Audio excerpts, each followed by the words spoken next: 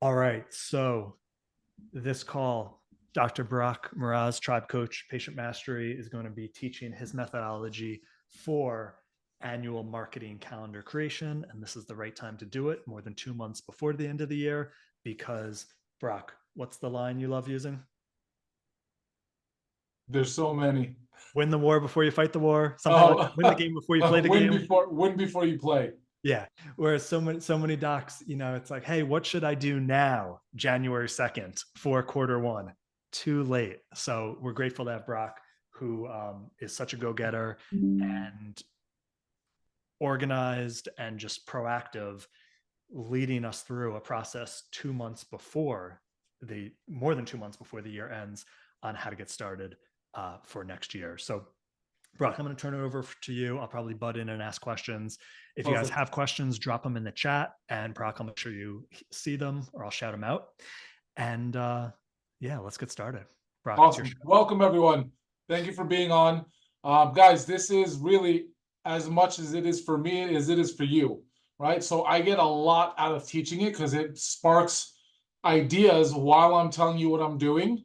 And then I'm like, oh, shit, I forgot to add this, which helps me. So if you have any questions, like Dr. Josh said, please let me know. Raise your hand, put it in the chat, whatever comes to mind. All right. So do I have a yay with that? All right, very good. And don't be shy. If you're shy, I'm going to be calling on you. No, I'm kidding. I'm not going to call on you. Don't worry. But ask questions. Anyway, guys. So every year, right, since I joined Patient Mastery, so I knew Patient Mastery for a couple of years. I joined them for a month or two. I stopped. I did other stuff. I joined them back, and ever since I found out about the calendar, setting it up, I've been doing it every year for the past 2-3 years, and it has been a game changer with how my year went. Right. So imagine knowing how your year's gonna go before it happens. Right. How much less stress would you have if you knew play by play, week by week, month by month, how your office is doing? Right, it would be amazing. Guys, take yourself off of mute, man. Let's have a conversation. Don't, this is not I want this to be communicative and all the good stuff. But anyway, so that's what we do every year. I have a meeting with my team every December. And I take off Tuesday morning and afternoon, and we just have a 4-hour marketing plan for the following year. Why do I want to include the team? Anybody have an idea? Why do I want to include the team when I do the marketing meeting for the year? They're part of the sales. All right. I think that's Tom. That's a microphone. That was weird. Brock, is because they pay for lunch? They pay for lunch. That's right. So obviously we get lunch for them, but guys, it's so they feel that they're actually part of the team. That it's not just, hey, this is the goal, this is what you're gonna do, this is what you're gonna do. They actually come up with some really cool ideas that I never thought of. Yeah. And then they become more what's the word I'm looking for? Active with actually getting things done when they come up with their ideas, right? So when you have an idea and your boss or whatever uses it, you get a little bit more excited, right? So we do these meetings specifically for that. And before the meeting, December meeting, they each have to come up with 2 ideas that they want to implement, or 2 events, or whatever it is to help the business grow before the meeting. So then we can say, okay, that's a great idea. Let's implement that, or hey, let's figure out how to use that other idea or change it around, whatever it is. But each of them have to come up with 2 ideas that they think would be really cool, beneficial for the office. Now, how do we start with the calendar? Who here, just raise your hand, who here has a calendar, the 2025 calendar already? Awesome. Who does not? I don't. Who said that? Stefan in Sweden. Stefan, okay. So really, really important. Go get a calendar. If not, just write down some notes right now, okay? What do we want to start putting on the calendar, guys? I want to see who's been watching the videos. Start shouting out, what's the first things we want to actually start putting on a calendar when you do a calendar? Hey, Brock, I don't think people even know what videos you're referring to. So Oh, okay. The calendar videos. I get it. I gotta set up your. Go ahead. What? I'm off. Was someone going to say something? I'm not sure if that's to me or. Okay, so there's videos in patient mastery, guys, that teach you or tell you exactly what you should put on the calendars in the beginning. I really highly recommend it. Josh, if you can, put it out on the Facebook, the patient mastery. So if they have any questions about it on calendar creation, I forgot the name of the video that teaches all that. Do you because there's different levels. Do you mean the weekly like new patient scheduling calendar or like the preloaded year? The preloaded year one. Okay.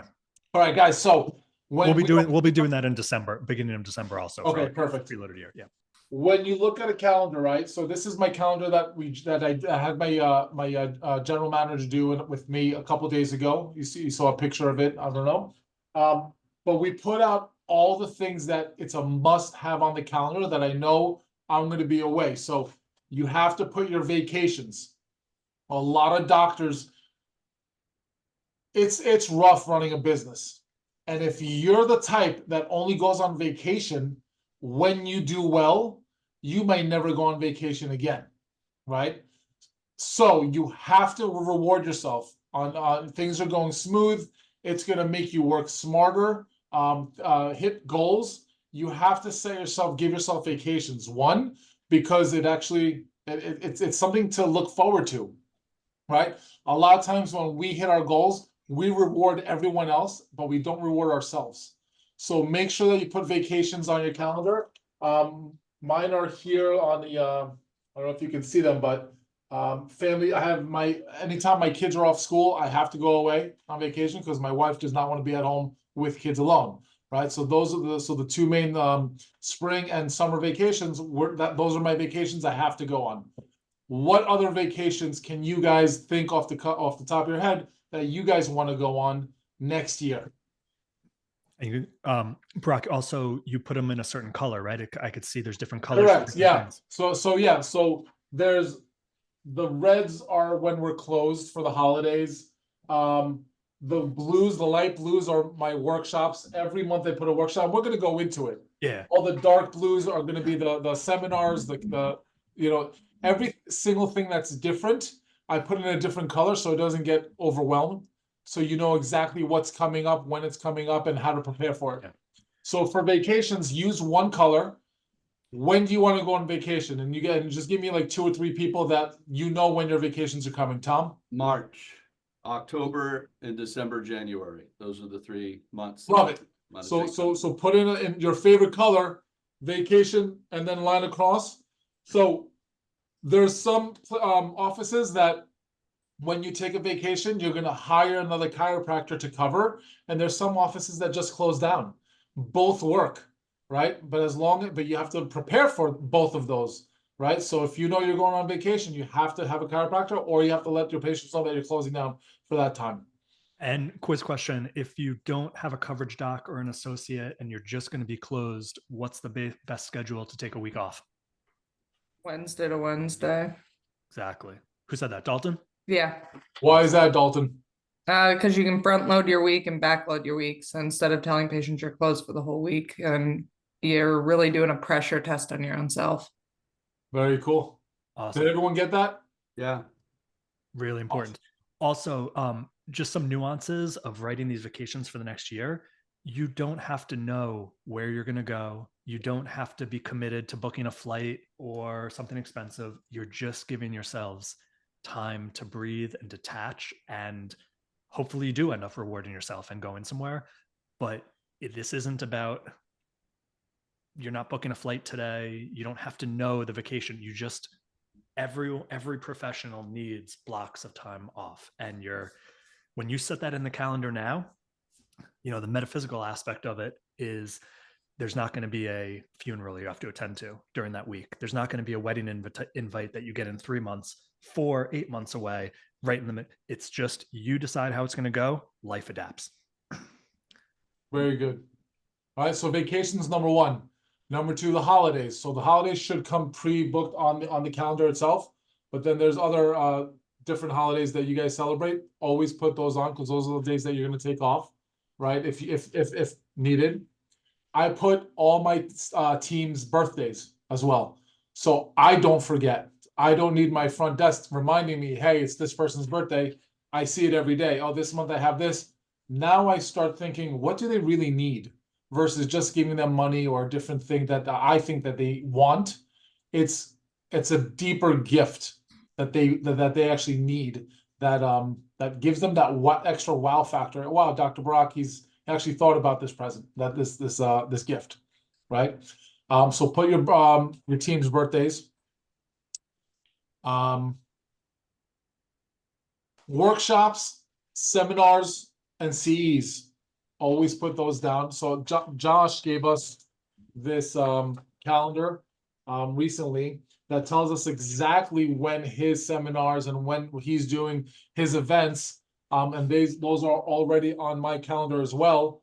So I know, hey, so I tell specifically with my wife, hey, I'm going to be away this weekend. Put that in your calendar so we know, right? So it's really important that your family knows when you're going to go away. If you end up going to one of these amazing seminars that every single person should be at because of how much we just learn from them.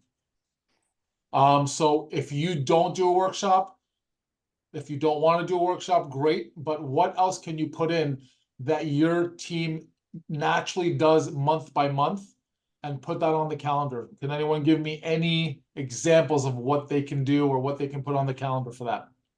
Retreats. Retreats. I have that down. Team outings. Very good. So we do at least 3 a year. Like where I get the team and like, hey, let's do a beach day today. Hey, let's go fishing today. Hey, let's go to they all want to go, what's it called? Bumper car racing, whatever it is. So we pick 3 days out of the year that we do a team gathering together. And I just love those because it just brings more family-like, fun environment outside the office. What else besides team retreats? Do you guys do any team events, 5Ks, like business, events in your area? VA events? I had a question about that, Barak. How many people are actually doing, putting a booth out for runs and biking events and all these different physical events as part of their outreach? Because we used to do that when I first opened. You're asking me how many chiropractors do that, or how many? Yeah, but actually getting out there and participating in these events. That's a great question. So when I go out, there's at least 2 or 3 chiropractors that do it. But every state is different. I'm in Florida, so we're always outside. There's events every weekend. So we're taking advantage of that. So that depends on where you are, how many are going on. But that is, again, an easy way to get our name out. Mm-hmm. But the events are more for building relationships with the people who run the running events, running groups. Because then what I do is, hey, you guys meet every Tuesday. Why don't you meet at my office? We do complimentary service for the runners, the massage or stretch, just to show them what we do. And then they go for a run. Now we just had a lot of eyes that came into the office because of that, right? So it's called piggybacking. You do one event, but you kind of create another event off of that somehow. So I'm always looking to do something on top of any event that we do, right? And it's mostly on building relationships. There's events that we don't get any clients from, and that's okay. But then there are events that we get 5 to 10 clients from, right? So that's more of getting our name out there. And then how can I get those people in to come to my office to see what we actually do afterwards? And hey, Brock, based on Tom's question, so this is definitely for the docs who have been in practice at least 5 years, but definitely if you've been in practice 20 plus, it's that question, what, or the sentence, it worked so well, we stopped doing it. And so Tom, you mentioned, hey, you used to do all these things. I'm assuming you're bringing it up because they were worthwhile, but time went on, either you felt I don't need to be doing these anymore. I don't want to Well, be doing COVID these hit. anymore. You got distraction, COVID, It circumstantial. stopped it all. So everyone can write that question on a piece of paper and look at it for a minute and probably get at least one idea of what's something we used to do that worked, and we just stopped doing it for some reason. It kind of just fell off the radar. And then here's the quiz question to ask yourself. When you think about stuff like Tom, you asked, hey, should we do these? Should we go if there's an event going on, a 5K, and represent ourselves? Well, first quiz question is, did it work in the past when you did it? If it didn't work, then probably not. If it did work, the next question is, do I want to do it again? Yeah. And if it's a yes, do it. If it's a no, but it did work, can you get someone else to do it for you? Exactly. That's like the pathway. Another quick question is outreach. You had kind of mentioned that, Barak, on outreaches. One of the things that we were going to look at doing is a blood drive in front of our practice. Okay. So just those type of, and then there's we have a big veterans, VAs, soldiers and stuff here, and doing an outreach to the vets. That's come up in the That's conversation. fantastic. So, That's also outreach. anything that gets your name or business out there to people to know what you do is always a positive. So if you go into the mindset of I'm doing this to get a patient, they feel that, they know that. But if you go into with the mindset of, hey, I'm here to help you, this Right. is also what we do if you ever need it, you'll get a lot more people wanting to come in, right? So it's also a mentality. But like Josh said, it's if you want to do it or not. Do what makes you feel good, because when you feel good about doing something, oh my God, the energy is there, the people feel that energy and they want to just come hang out with you and be a patient of yours, right? But if you're not liking it and you're just doing it because of numbers and money, they feel that too. Don't do it if you don't want to do it. Does that make sense? Right? Do what you, if you can find the things that and do what you love, oh, you're gonna like your business is gonna explode up much faster than doing the things you hate. Awesome. And Brock, I think we went a little sideways with the question, but I've been writing down in the chat what were the things to mark down on the calendar, and I got to the fifth one is team retreats for growth, connection, fun. Yes. So like continue from there with Yep. whatever you would have gone to next. Perfect. So you put okay, so vacations, holidays, birthdays, events, attendance, seminars, team retreats. Good, very good. What do you, we also put in what we actually do events, remember, in office, right? In and out of office. So again, the 5Ks, this, that, but what events are you doing inside the office? Patient appreciation days. When are those happening? Are those happening every 3 months, once a year? That depends on your team and what you want to do.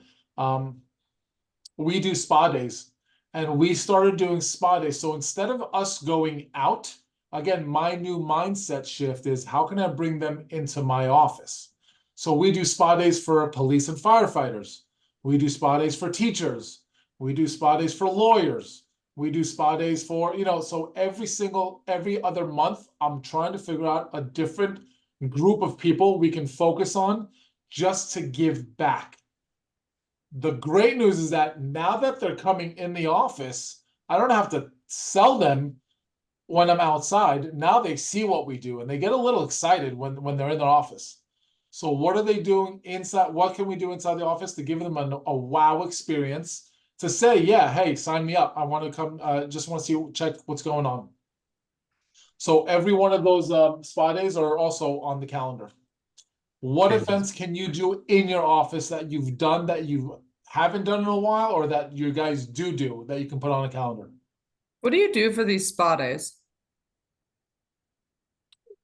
Great question. So spa days are exactly what they sound like. They come in, they get massaged, stretched, shockwave, decompression. I have facials. We do massage. We have massage chairs. We do Graston tech. So we don't adjust anybody. It's all the therapies that I give for like 5-10 minutes, and people get to try 3 or 4 of the what we think that they can use to help them give them a wow factor. So if someone comes in and is like, yeah, I've been having a lot of elbow pain from golf, they're getting shockwave. I'm gonna scrape them and I'm gonna have maybe a massage and showing them quick exercise. Someone comes in with disc issues, I'm gonna put them on decompression for a couple minutes, work on them a little bit, manual therapy, and get them a 10-minute massage. So they all feel amazing, and that's only a fraction of the stuff that we do in the office. So if we can get them to feel amazing in a spa day, they're coming in as patients. Awesome. So- Hey, Brock, I saw James Parsons, you had your hand up, looked like a question a minute ago. Yeah, it was the same question. I just wanted to kind of understand what fell under spa day. I thought, by the way, if you came up with that, Barak, which, I'm sure you did, as smart as you are, but to give 1 to 2 minutes of the experience of the rehab equipment and things is just phenomenal idea. You kind of blew me away with that. I love that, by the way. Home Yeah, run. absolutely. Flow wise, you just having conversations, and then based on what they said, we're not doing any paperwork, nothing, right? Or how do you collect contacts? So they come in, they sign up, they write their number, write their email, so I can have conversations with them after. Thank you for coming. It was really nice meeting you. I try to write something to remind me what their third essential is. So the goal is, again, building relationships. I'm not selling them on what we do. That the therapies are going to sell themselves. But I'm trying to just build where you from. What do you love to do? What are your hobbies? Like I'm trying to build relationships with every single person that comes in, right? And then after I send them an email, a text, whatever it is. Hey, I love the fact that you're from this place. I love that you play volleyball. I'd love to meet you at the beach and play. If you have any issues, hey, we're here to help you.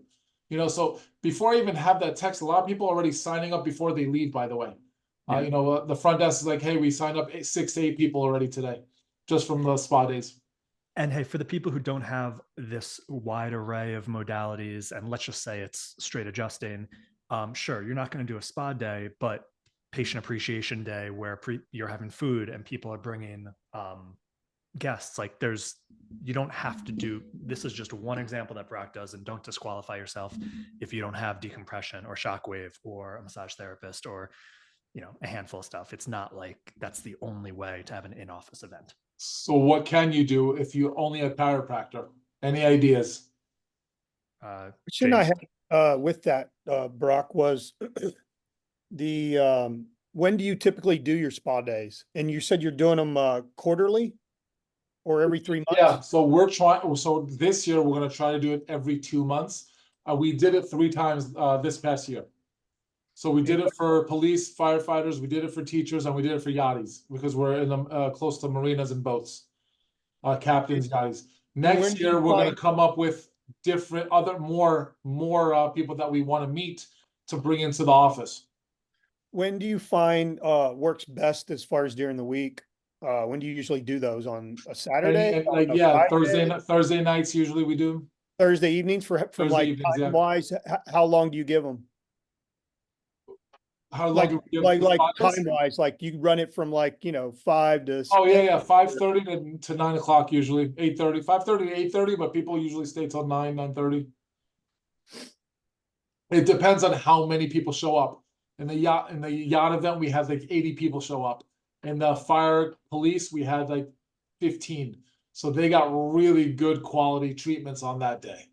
So it's always about, hey, we didn't have the expectation of what we thought we were going to get, but how do we wow the hell out of the 15 people that are here, right? So and that actually we actually had more patients sign up from that event than we did the 80-person event. So numbers doesn't mean anything, right? It's really the energy you put out and what to do when things are not going as planned. What's your next step? And how are you getting the word out about these spa days? Facebook and ground and guerrilla marketing. We're out there. We go out and tell people. I'm at the marinas. I go on the boats. Hand it out to the captains and yachties. We try to go to all the yacht dealerships to let them know. For that stuff, for the police and firefighters, we went to every single precinct, every single firehouse. So I hired a marketing director recently, and I said, hey, you're going to come with me. I'm going to show you how to market. And we went to the fire station, and he knocked on the door and I'm just watching, waiting there for 30 seconds. No one opened the door. I said, listen, this is the difference between an A, B, and C player. Right now you're knocking on the door, which is great. I just open the door and walk in and start having conversations. I open the door, it opened wide open, and he's like, whoa, what are you? I'm like, hey, let's go meet somebody inside. Let's have a conversation. I'm not waiting for people. We walk through the whole fire station, which is who knows if it's illegal or not. But we ended up finding someone, and they brought like 3 or 4 people from that fire station. If he went alone, he would have just maybe knocked and left because no one opened the door, right? So it's a different mentality when you go out to market. You know, it's you know, when you come from a good place, on a good authentic place, I don't consider like walking into a police station, if it's, you know, a fire station. You're not going to get in trouble. I mean, that's just me. You know, don't listen to me because of where you're at. But when you come from a good place and they know that you're coming from a good place, wanting to help them, they love that and they appreciate that. You know, some fire stations, they just want to hang out, give me coffee, shoot the shit, like just have conversations. Really good people that need a lot of our help, right? So yeah, so it's mostly a lot of Facebook, but I also love to go out and just talk to people face to face. And Dalton, you may be like me and a lot of people on the call where you're not a Barak, where you're not super social, aggressive, outgoing, and that would be kryptonite for you. So can you have someone do it for you? Second, everything in office, like, do you have a sign up at the front desk so everyone who's checking in and out knows this is coming up and they're signing up? Do you have a flyer for every single person in the office that is getting it? Are you emailing and texting your patients about it? Brock said Facebook. I don't know how much that is. You know, there's organic, which has very little reach. There's ads, or if you have maybe like a Facebook community for your practice or followers, you can put announcements on that. And then if you're someone that is small and don't have as much of a network, I want you to think about using other people's networks. For instance, you're having an event at your office and you don't know that many people. Maybe you're relatively new, or you're not social or connected in the community. And you invite, let's say it's the person with the biggest yoga studio, the person with the biggest Pilates studio, the person, the nutritionist who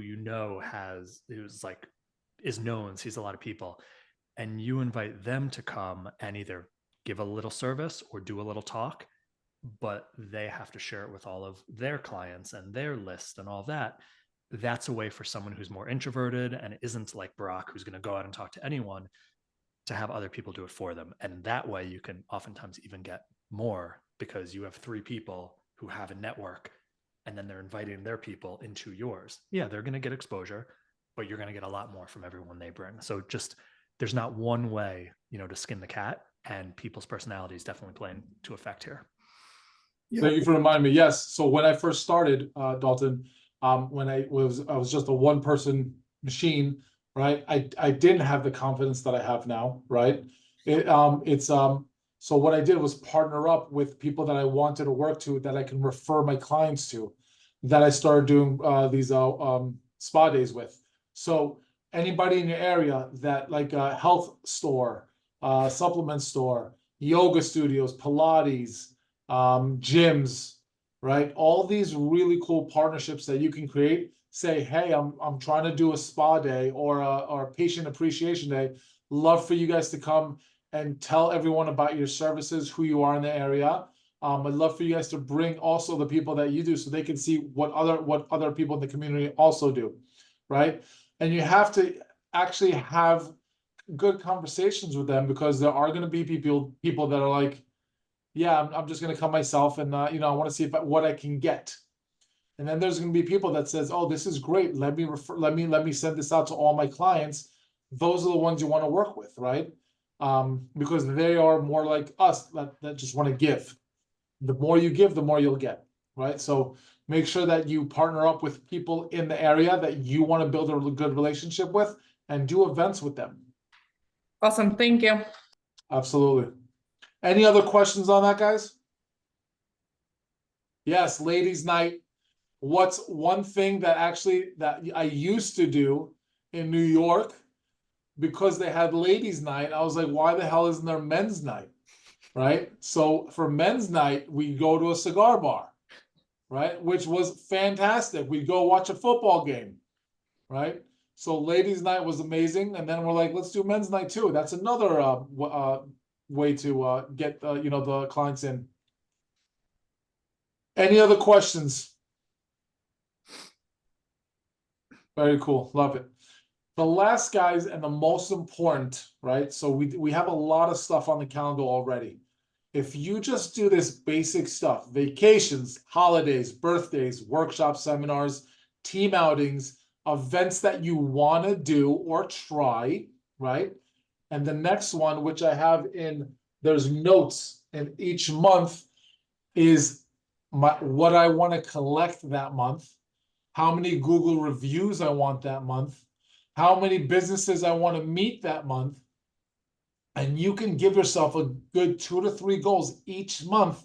They could be the same, or they can change every month just to get a different feeling of different goals that you guys want to hit, right? My collection goals is trying to obviously go up every month, but I know there's ups and downs, right? If there's ever been a business that just keeps going up, please tell me, show me. I want to learn from them. I don't think it happens yet. Like there's always an up, there's a down, there's an up, there's a down. So on the down months, if you do more marketing, that's going to keep it steady. And that's what's been keeping my business steady for the past 3 years, is knowing the months that are slow, I just pick up the marketing that month.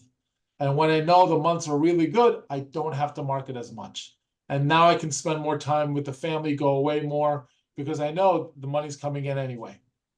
So what goals, give me some ideas of things that you can put every month that your team can hit. You could drop examples in the chat.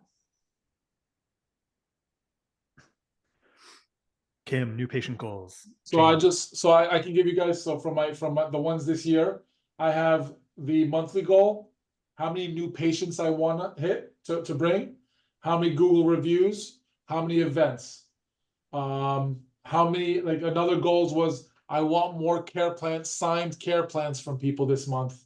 So now, so you understand where you focus, that's where you're going to see growth. So I always change every month on a different goal because I want to focus on a different area in the business, right? If we could focus 100% on everything in the business, we'd all grow at a crazy amount. But it's just impossible to do that because there's so many moving things that are going on, that you want to focus on 2 or 3 specific things every month, watch the growth, see if your team can keep that growth consistent. Now you can focus on something else that you need to grow. All right, so another thing was how many care plans we sign up as a team, how many lawyers we're going to call for PI, how many social media posts can we do as a team, right? Another month was how many reactivations. Let's focus on reactivations this month, right? So there's so many different opportunities. If you try to do all of this stuff in a month, you're not going to be successful. So I want you to pick 2, maybe 3 things that you want to focus on every month that you want to grow. How many businesses, how many maintenance plans I want to sell, how many business cards can I get from businesses in the areas and build relationships. Another one was how many strong relationships we can build. Like I always tell my marketing guy, I need you to get at least 5 strong, good relationships per month. You're going to go he sees 50 businesses a day, by the way. I just want 5 strong business relationships that will start to refer, and that's going to huge growth from that. Specifically medical doctors. Who here has medical doctor partners, like people that Referral partners. Anybody like strong relationships? Guys, these medical doctors, if they love what you do, they are referring machines. A huge percent of the people that go see medical doctors have neck and low back pain. They just don't know what chiropractors do or have been taught that chiropractors injure people. So if you go build a relationship, bring them to your office or bring their office lunch, teach them about all the cool research that's happening, what you guys do that's different. I'm telling you, you get 5 good medical doctors, you probably will never have to market again. Right? But you have to have, so that's really, really important on building relationships. Any questions on that, guys? Any other ideas that are popping in your head from that? So Brock, in terms of calendar, you mentioned like in-office events. Yeah, However, I don't want people to leave out, it could be a talk they want to give on a certain correct. topic, Workshops. a workshop. It could be a multi-provider workshop. Providers, whether it's in your practice or more likely outside of your practice, so they bring their audience. And getting back to this understanding of, you may be someone that knows, hey, I should be doing talks, but I haven't done it in a while. I feel uncomfortable. And when I say you should, not like everyone should, but your internal voice says you should be giving talks like that, which is not for everyone. Just by looking at a 2025 calendar and saying, I'm going to do 1 a quarter for, let's say, a total of a 30 to 40-minute talk 4 times a year, just by putting it in the calendar and choosing the date, you're going to do the things necessary to get people there and do it, rather than if you don't put it on the calendar, then it's always going to be next month, next quarter, next quarter. You write it down, things shift in you and the world to make it happen. And so if that makes you feel great of like, yeah, I want to be able to give a talk, just by writing it down now, and it couldn't be simpler than taking 5 seconds and just writing it in the right color pen, different than the vacations, different than the team retreat. It sets the wheels turning. Absolutely. So again, a quick example of that is, again, my marketing guy that just started a month ago. I sent him out for 2 weeks just so he can get experience and have an idea of what it's going to feel like. And then I said, okay, now we're going to sit down and I'm going to teach you how to do it even so you're more successful.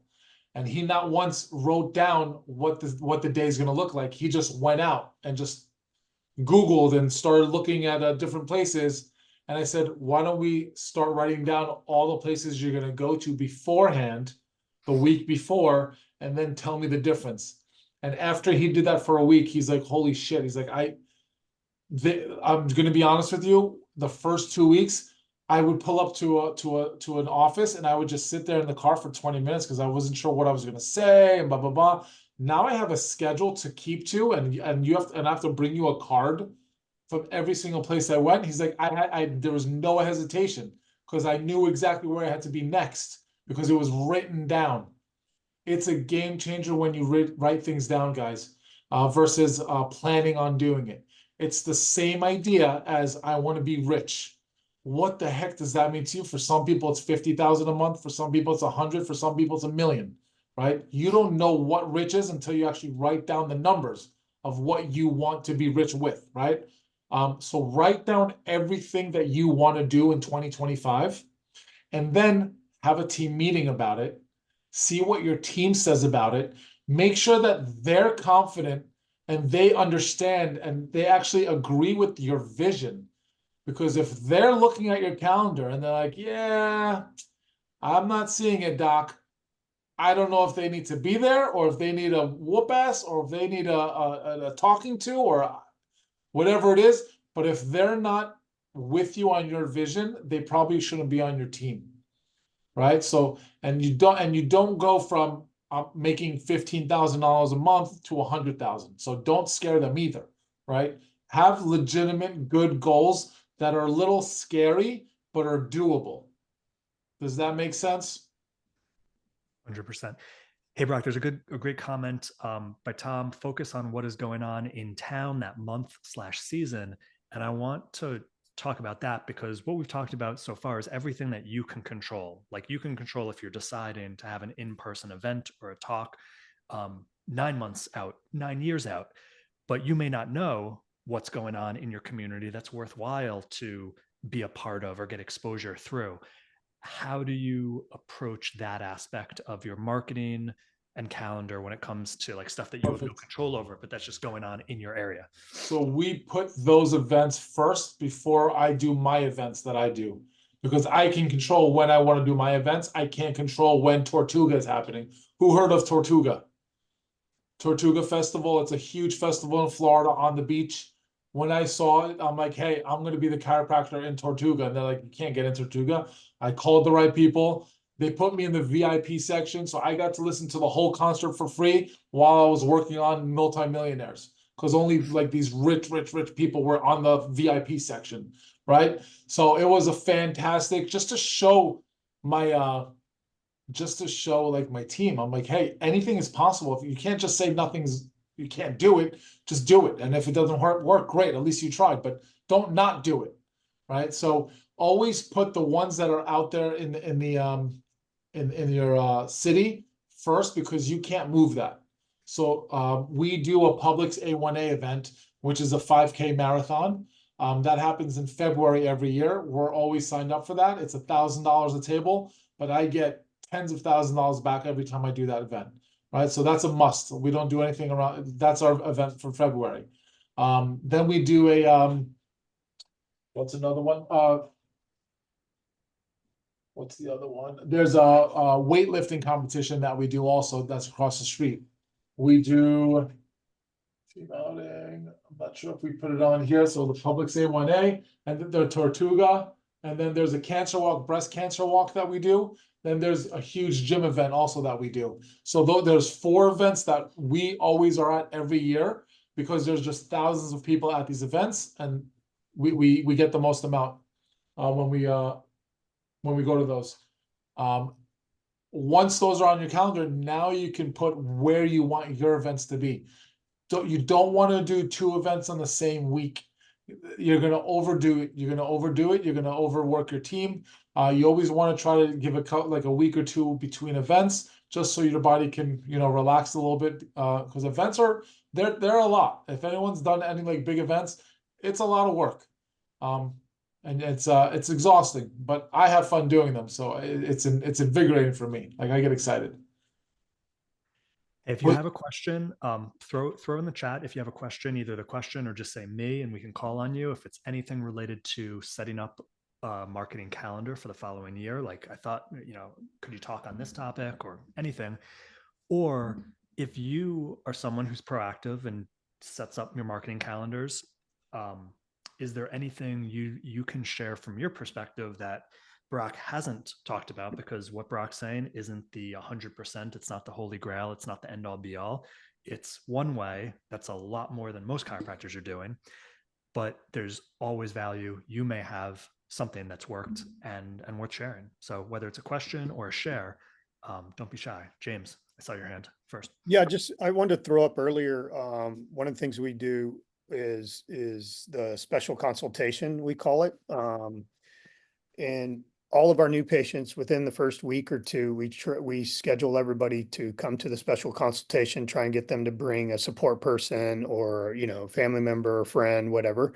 So that's where when we do our education of chiropractic, how the body heals, how the body, what you need to be dealing with the stresses and things like that. So doing that also gives an opportunity for somebody new to hear and see the clinic coming in. Maybe their spouse didn't come in with them. And it gives you an opportunity to truly educate the patient. So, we know an educated patient will stay longer, pay more, and refer more. And so, giving back to them. And then if they did, and then we give them an opportunity to sign somebody up. And we actually just implemented trying to see how it's going to go better with them, whoever they sign up, to get them on the phone at the end of the event, and give the office to get them set on the schedule that evening. So that way the front desk isn't chasing them, a lot of the leads. That was one thing. And then the newsletter of communicating, like Barak talked about, having a newsletter, communicating your events, internal, external, what's coming up, introducing team members on that. We do a newsletter twice a month. That's an e-newsletter, an email newsletter. Yeah. Awesome. Yeah, it's a great way to bring guys reactivations. Remember, the easiest people to bring back to your office are people that have already been in your office. It's a much less cost, much less time versus getting new patients in. So if you don't have a reactivation every week in your office, you're missing out on a ton of people to come back to your office. So I have this conversation with my associate all the time. He hates marketing. He'll go do it, but he hates doing it. Right? Because he thinks that by doing social media, he'll bring in whatever the numbers are, but just by posting videos. And I'm like, great, post videos, but until you bring in one person from the video, we're going to go out and market, right? Because that's also what's going to bring us clients. But again, every single associate, every single person is different, right? It depends on who they are, what they want to do with that aspect. Hey, But, Brock, when you were talking about reactivations, just because this came up this morning, I was leading some new patient mastery members through the portal on how to see stuff. And we just put this in, I don't know, 2-3 months ago, and a lot of people don't go back to the original stuff. So I'm going to show you exactly where it is on the homepage. That's Barak right there. But on the homepage, if you go to the growth matrix, which is what you have open immediately, action springboard. Josh, are we supposed to be seeing this? I feel like everyone can, but you. Can anyone see my screen? I see it. All right, I'm gonna stop share and then share again. James, it seems like it always takes the second try with you. All right, does it work now? Okay, second try. So growth matrix, action springboard. Again, this is like first week, get these into play. If you scroll down halfway, simple patient text sample reactivations. So these are, I think, at least 4 different, you could put these in text, you could put these in email, but super simple, do it once a quarter for more reactivations. So you don't have to think, what do I write? As well as they work, they're good. And this just gives you copy and paste templates. So if you haven't seen that, go use one, before the month ends next week. It works. awesome. One You of guys the things, really- if I may, Josh and Yeah. Barak, to add is, set up a system for the React. What I always like to do is, based on what quarter I am in, go look at the quarter last year for it, or, just have a system so that it and put somebody in charge of it on the team to be the React and do it, like if we're in, we're starting the fourth quarter, then start fourth quarter 2023, and go through any of those patients that may not have come back in. The other thing I wanted to add that I shared with some of the coaching I did this week was we do a fourth quarter use it or lose it. So we'll put in the title, use your benefits before you lose them in the title. That makes them want to look at it, right? So then you have 20 rehab sessions if you do insurance, and maybe they have 175 rehab or 20 chiros and 175 rehabs. Well, if you bring them in and they're going through a care plan, you now have 40 and 150, and sometimes the deductible will roll over to the first part of the year in some of those cases, or they may have to eat 2 deductibles. But sometimes it allows their insurance to pay for more care. I've had some saying, hey, let's use it all. I'm going to come in every day till the end of the year. Let's use all those benefits up. It's like, all right, great. Fourth quarter's always been badass, or December is just rocked it out, because I choose to make December rock it out. I love that. See, I'm going to give that to my front desk Monday, and they're going to send out a letter like that. So I just threw it in the use it or lose it campaign. Use it or lose it benefits. Just Again, make sure you put in the subject matter to make them want to open it, their benefits. Don't lose out on your benefits. That's right. and this could be emails, text, Yeah, physical letter. yeah, we email it to all our. Emails, yeah. I always email and text because what is it, like a 60 or 70% open rate text versus email? So I always do both just in case. Also, all the ideas we're talking about, not the ideas we're talking about, but just putting stuff on the calendar. If you have at least one team member, a CA, everything we're talking about, they can be taking the lead on this. So I'm not saying they have to give a talk. I'm not saying they have to organize an event. We're talking about plotting stuff, making sure it happens, make sure there's organization. Yeah, that's the definition of an A player, of keeping you accountable to, hey doc, you're busy adjusting people, you're writing notes, you have 1,000 hats on as the business owner. The CA can help create a calendar. So don't think this is just another thing 100% on your shoulders. If they can't, that's an indication, is this really the right human being and CA for my practice? If like they can't contribute to like, how do we organize 4 talks and this? And that maybe ties into Chris Cox had a question in the chat, number of events versus office goals. How do you determine if you have enough going on to meet your goals? Yeah, I was gonna go into that. You want to were you gonna answer, Josh, or? No, I have no idea. Oh, okay. So this is one of the most important questions. Thank you, Chris, for asking this. How do you know number of events versus office goals? How do you determine if you have enough going? How many? How do you know if you have enough events to meet your goals? You don't, unless you keep track. That's why Josh says all the time, keep your hand on the pulse, right? When you're checking your pulse, you know exactly what your blood pressure is, right? If you have a pulse on your business, you know exactly what you need to do and what you don't need to do to hit your goals, right? So start putting one event, one thing that you want to do extra that you're not doing. See what it brings. If it doesn't bring much, add another thing to do. If that doesn't bring, add another thing. Eventually, when you're consistent, right? You have to be consistent. If we were able to do a reactivation campaign once a month, I would never need to, and I was getting 10 people back, I would never need to market again. But I market a lot because it doesn't always work that way. That's just one of the legs that we use to market to bring people back to the office, right? So you have to keep a pulse on your business. How much collections did you do?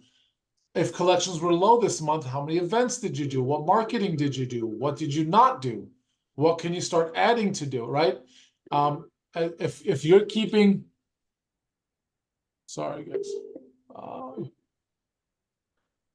if you're understanding where your business is, what you're doing, what's working, eventually you're going to get to the point where you know exactly what needs to happen every month. And the second you get to that point, now you can start taking vacations whenever you want, right? I'm confident that I can leave whenever I want, for a week, 2 weeks, and I know I'm going to collect a certain amount because I just know what works and what doesn't work every month. I know exactly how many events I have to do, how many reactivation calls we have to make, how many spa days we have to do, whether I'm here or not. I make my team do it. Right, so it's that's just how it works. Now, I have a goal to collect more, right? But I have a good, consistent base of what we make every month. So keep your hand on the pulse, and then you have to add or take away as needed. And taking away is just as important as adding, right? We did a talk on this a couple months ago where sometimes it's healthier to take something away, like someone in your office that's just not working. Taking away and adding someone new might be more beneficial. I think I don't know if it was you, Chris, or someone else that they just had to let someone go and they collected more money that month. Like taking away is just as important as adding. Josh, anything come to mind with that? Do you remember? Not that, but I'll just add more based on Chris, your question, but this is really for everyone because I don't have the technical, tangible answer, but just two things. I'm speaking to the business owner chiropractor now. One, you've got to look at it from you just never stop. You always keep trying new things. You're never going to get to a point where, oh, you found the magic rhythm in marketing and you can do that for the next 10 years and it's always going to produce the same results. So this mentality of you just never stop, keep trying new things.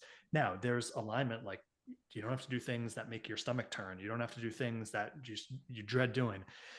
But think of it, no different than like your kids. You never stop parenting them. You never stop teaching them. Like your practice is a living, breathing organism. There is no set it and forget it. So never stop. And always coming back to this understanding of if you keep doing the same things, you're going to get the same results. Because it's really easy. I fall into this trap all the time of just thinking, oh, like another quarter, another year, we'll have more exposure, more people know about us. It'll just naturally grow. No, time doesn't just naturally grow things. Time actually causes things to decay. If you want to get to a next level, you have to keep doing something. You have to do something different or new. So if you keep doing what you're doing, the best you can hope for is for it to stay the same, but most likely it slowly decays. So just those two things. Never stop giving focus of what more can we do, what more can we do, and realizing if I keep doing the same things, I can't expect to get new results. And this doesn't just pertain to marketing and events. This pertains to every aspect of your practice. And this is why the team meeting that we do in December for the 2025 is huge, because you don't know what your team actually might come up with. That's going to be a game changer for your office. And when they get excited about it, oh my God, there's so much more energy. The events are better. And specifically on the ones that they picked or they created on their own. So make sure you have that meeting, have a new energy to it, have a new idea that you can bring to the office, and then let me know. I'm sure I've done it in the past, and I can tell you what worked, what we did, what doesn't work, all that stuff. But what works for me might not work for you, and what works for you might not work for me. So I always say, let's give it a try, but one time is not enough. You got to do it multiple times to see if it works or not. And and I'll revisit for all the introverts in the room, opposite of Brock, just reaching out to people in your community who have significance and followings. So that could be clientele, patients, customers who serve your similar demographic. Just reaching out and saying, hey, you want to do something together? And see where that goes. Like, they may have better ideas than you ever would, but it never would have happened if you didn't reach out and just ask. And you can easily reach out to 50 people before the end of the year who own businesses, who have a bunch of clients, a bunch of patients, a bunch of customers, and just start the dialogue and see what opens up. And stuff will open up just because you asked and you took the action. A certain amount of those, out of those 50, 5 to 10, something cool will happen. I have a building being built next door to us. It's a hotel that they're being built. At 3 o'clock, literally 200 construction workers walk by the office, right? My team we finish at 1 o'clock on Fridays. I told them, I'm like, hey, who wants to stay here and just go over there and talk to the construction people and just, hey, bring them in here. They'll all pay cash.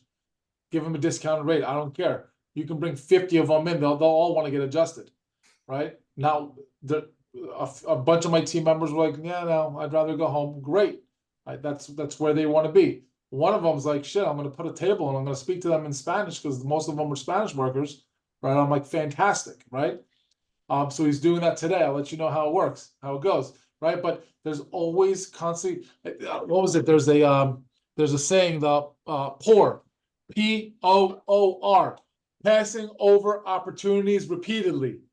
Stop passing opportunities. There is so many opportunities every single area you look, right? So watch a really cool thing that I just picked up on.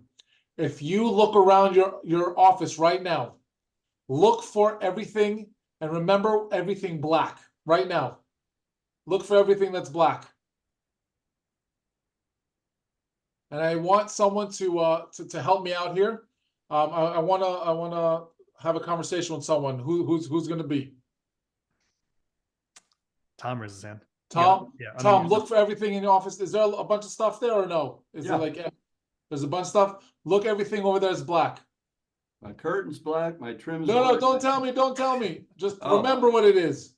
Okay. You got it? Close your eyes. Yeah. Okay, tell me everything that was red.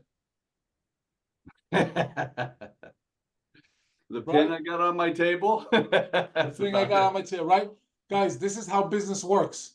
What you're focusing on is what you're going to remember or what you're going to look for. Remember, so I didn't see certain cars until I started looking for them, and they're all over, right? There's opportunities every single street, every block, every company that you're passing by. You just don't realize it yet because you're not looking, right? The second you start looking for every little thing, there's going to be like, holy shit, I can't believe I did. There was a company next door I can just market to, bring 20 employees from them, right? So start thinking that way. If you have any ideas, again, I'm more than happy to get on a call or text, or you guys have my number, my email. Drop it in the Facebook group. You'll get more answers from more docs. Yeah, don't let this be an ending. This is just the beginning of what's possible of creating your 2025. We're going to be doing all throughout December. We're going to be doing calls about creating 2025. next week on Tuesday. We're finishing up the money moves month. I'll be teaching on Tuesday on 2 topics when it comes to money moves. Last night, Dr. Alex Grayu, South Florida, did the tribe coach call. Was anyone on that from here? James, how was it? I was good. Me, Alex, and Steve. We brainstormed on marketing stuff. Everybody missed out. Whoever went there. Yeah, we got to get that on a different time now because Alex Hey. has too much to share. Yeah. I did want to. I'll put it in the chat, but I did want a final kind of a quote I put up this week. Who was it? Facebook group, and it just said, I put up there, says a winner is just a loser who tried one more time. This goes along perfect with what Barak has presented here, guys. A winner is just a loser who tried one more time. Beautiful. And again, before we leave, man, I love this analogy, guys. You guys heard about the eagle? I mean, because a bunch of us have been in business for a long time, guys. An eagle, you know what their lifespan is? Anybody? So usually an eagle can either die at 40 on average, or they can die at 70. What's the difference? At 40, that's when their beaks are broken, brittle. It's not sharp anymore. Their claws are worn away, so they can't even catch their prey anymore. So a lot of eagles die at 40. Then there's some eagles that say, "Hell no, I still have life to live." They bite their nails out. They take their claws off, and then they break their beak. And then after 6 months, everything grows back as if it's new. And then they can start hunting again, and they live another 30 years because of that.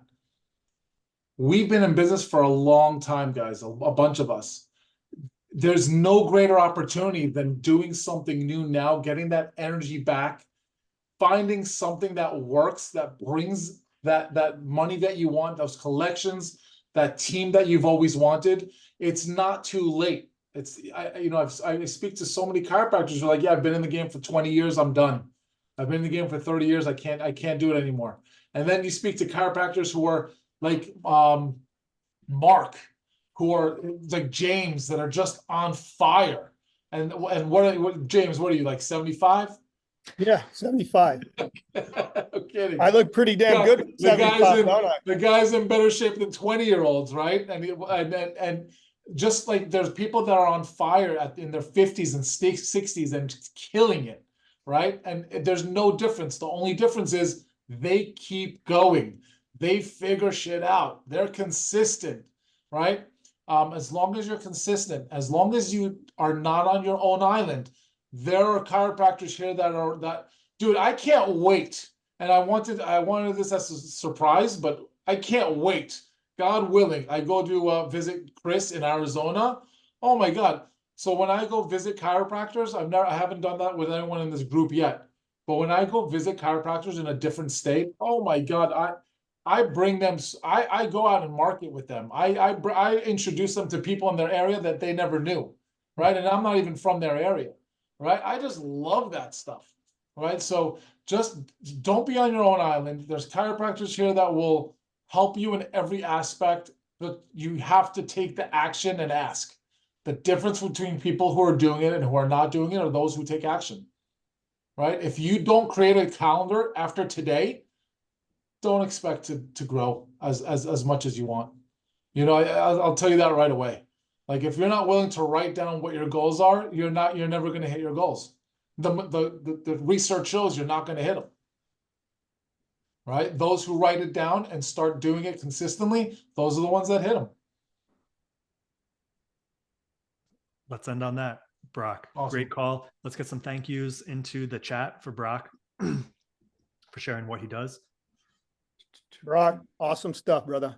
Yes, sir. Thank you, guys. I appreciate you guys. And you guys have my email, my number. Hey, I'm an open book. Whatever you guys want to know, put it on Patient Mastery or email me, call me, whatever. All right, guys. Have an Thank you. awesome weekend. Bye, guys. We'll see you next week. Thank you. Be good. Thanks, bro. Bye.